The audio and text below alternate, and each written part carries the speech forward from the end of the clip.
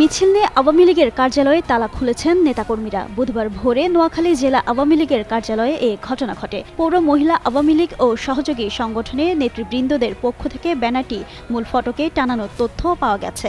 ব্যানারে লেখা ছিল, দীর্ঘ 18 মাস পর নোয়াখালী জেলা আওয়ামী লীগের কার্যালয় অবমুক্ত করা হলো। স্থানীয়রা জানান, ভোরে আওয়ামী লীগের নেতাকর্মীরা একটি মিছিল নিয়ে মাঝদি টাউন হল মোড় সংলগ্ন জেলা কার্যালয়ের সামনে আসেন।